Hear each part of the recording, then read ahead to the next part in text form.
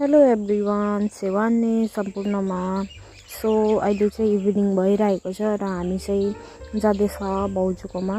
हामीलाई चाहिँ इन्भिटेसन आएको थियो, वाचिपा खानु बोलाउनु भएको थियो अनि त्यही जाँदैछ। अनि आजको मौसमहरू पनि एकदम दामी थियो हैन।